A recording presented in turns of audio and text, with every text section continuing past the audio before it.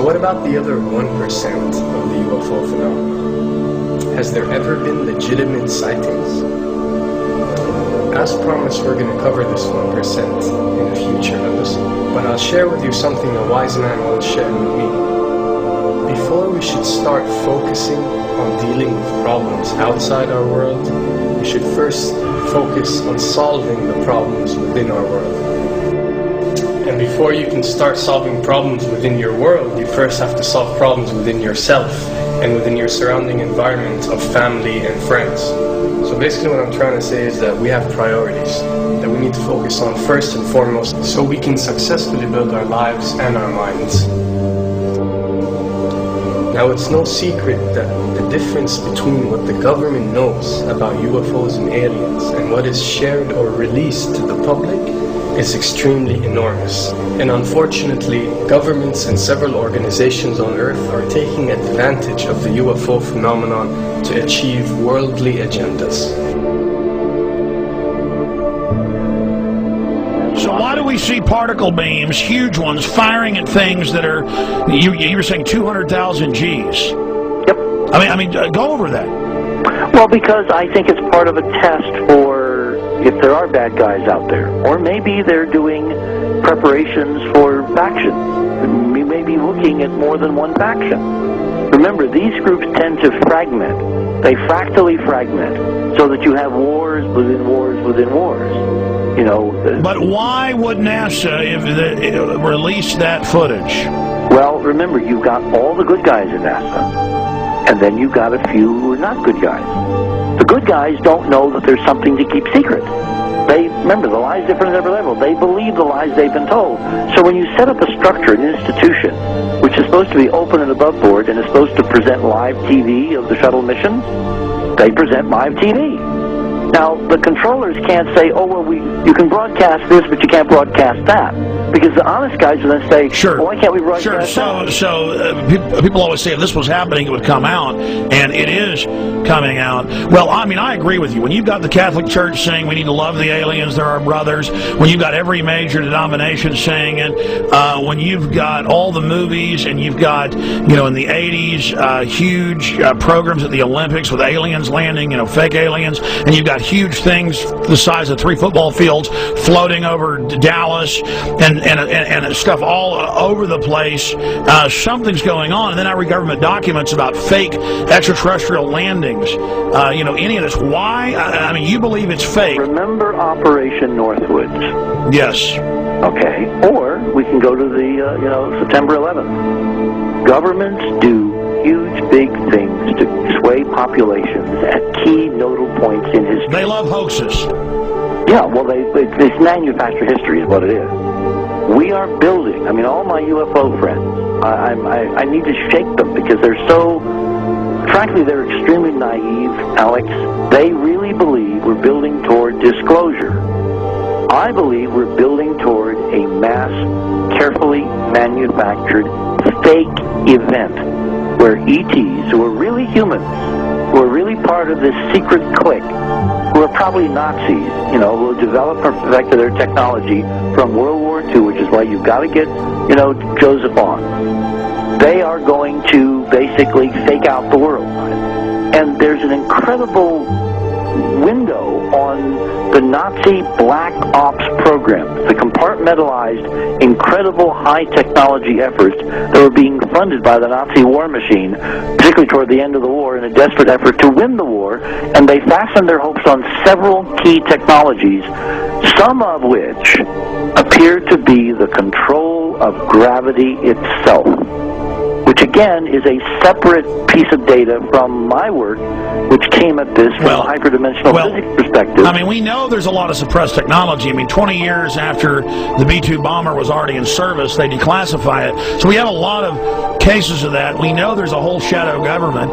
This is technology and physics, Alex, that would make anything you think you know like a candle flame compared to a hydrogen bomb. This is a physics that literally allows you to rearrange time.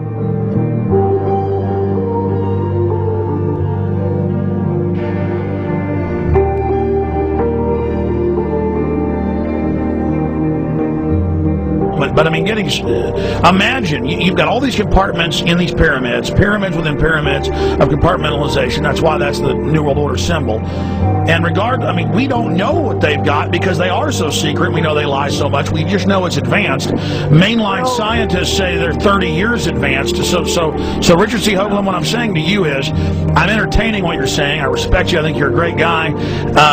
My only issue is, like you said, dealing with what we know they could be up to. The fact, Alex, we have done experiments. We have our own data. We have experiments now from the Soviet Union. 30, 40 years when the Iron Curtain came down, when Glasnost finally prevailed, a huge amount of stuff was declassified from the KGB as well.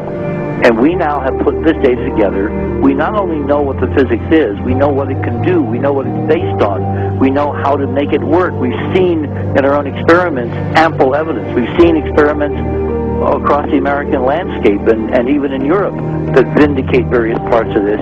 And the latest thing I'm working on, it looks like von Braun himself was deeply involved in some of this early physics experimentation, but they're keeping all the good stuff for themselves. The reason is that if we got access to the good stuff, if we got access to the technologies, the energy, we wouldn't be worried about $4, $5 a gallon gas or $10 a gallon gas. We would live like people are supposed to live, all 6 billion of us who could live lightly on the earth, Alex, with this technology. And live longer. Absolutely, and better, and you could live to 200-300 and have the virility of your 20s and 30s. There's extraordinary medical breakthroughs, there's extraordinary physics breakthroughs, technology breakthroughs, energy. It's all been kept away.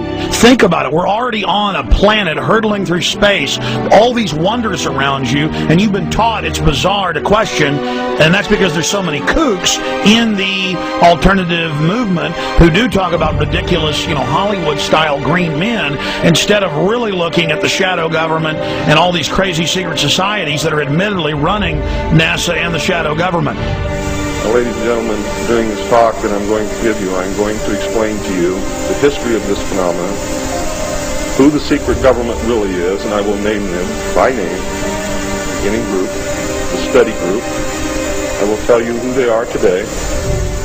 I'm going to tell you what this is all about. I'm going to tell you who's selling drugs to your children, and I'm going to tell you why the United States government is afraid for you to find out what the truth is regarding UFOs.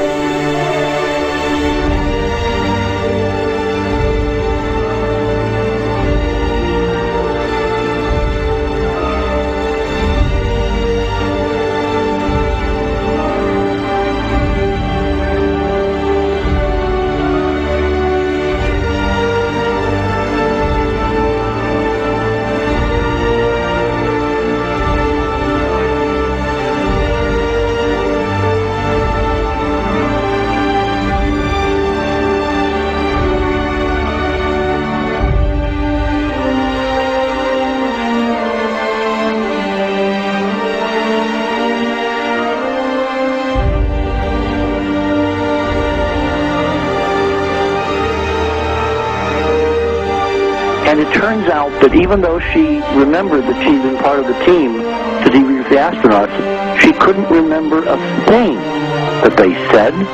She couldn't remember why she no longer was working with NASA.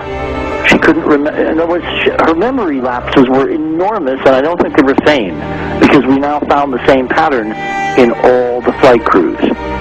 Because the awful truth, Alex, is they have been brainwashed. They have been mind controlled. They have had a technology, a very sophisticated technology, which took away the real missions that they experienced.